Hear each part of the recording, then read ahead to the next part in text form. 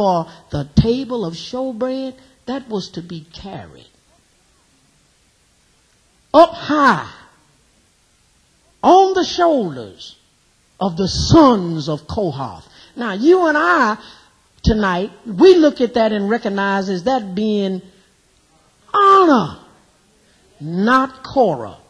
When your mind is closed and you are only selfish enough to look at yourself instead of looking at the service that one has been rendered. Even when they place Korah's family on the south side, you said it again, but let me re-emphasize. One of the reasons that God placed Korah and the Kohath family on the south side is because Simeon and Gad were the weakest brothers. So he was placing a strong family on the side with the weakest brothers. Did not Paul tell us later on in the epistles, the strong must bear the infirmities of the weak? But for people who have no spiritual discernment, they don't get it. All they're thinking about is my importance. What place am I in? How am I recognized? Why does Mallory have a church and I don't have a church? When they don't realize that the Lord knows what he's doing. When he places you and me wherever he places us, it's for a reason. And instead of us trying to find out, Lord, what is it that you would have me to do? We too busy having our own idea of what we think we ought to be doing. And so he rebelled against Moses. Now when you go back and read the 16th chapter of Numbers, now you see why Moses asked the question, and I told you to underline it. Moses says, what is it? Do you think you ought to be priest? What he's saying was, you think you ought to be up a little higher? You don't like the fact that you're just a member of the Kohath family. You want a title. You want to be priest. You have a very important job over there. All of the 12 tribes of Israel were brothers. And all they did, connected. And all the Lord did was, he really was saying, I know you all are strong. And I'm going to put you over here so you can help your brothers out. But selfishness will blind the spiritual assignment. And that's why when Jesus gave his formula for discipleship, he said, if a man would follow me, he must first deny himself, take up his cross. You can't even take up your cross until you first put your ego in check.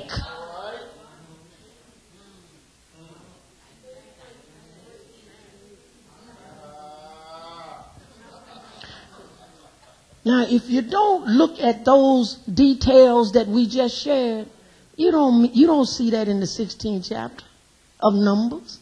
You just see, okay, somebody just didn't like Moses and decided they'd raise up on him.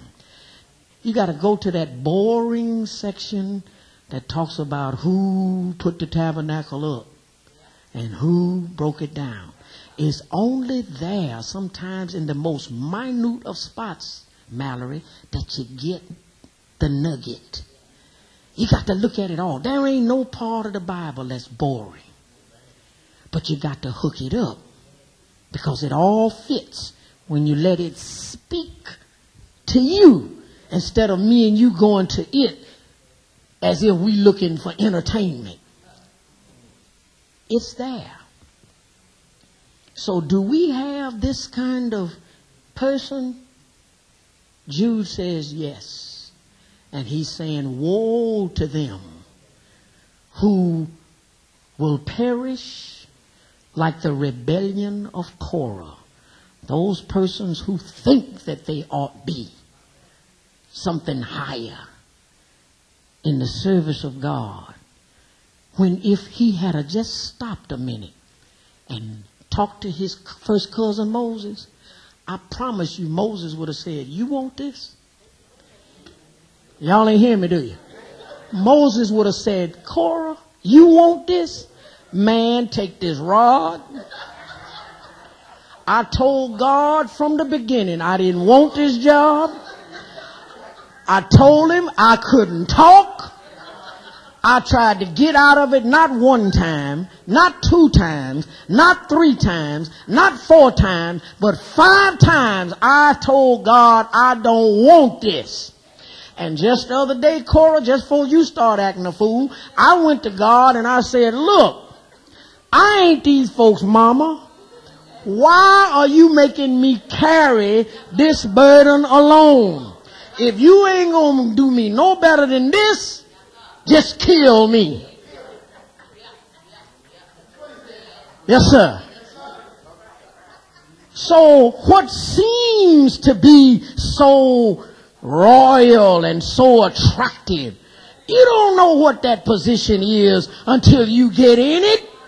And you will find out it ain't all a bed of roses to be the leader. It's a lonely spot. It's lonely at the top. I promise you it is. Because there comes a time when all of them that you think following you, there comes a moment that is just you and the Lord.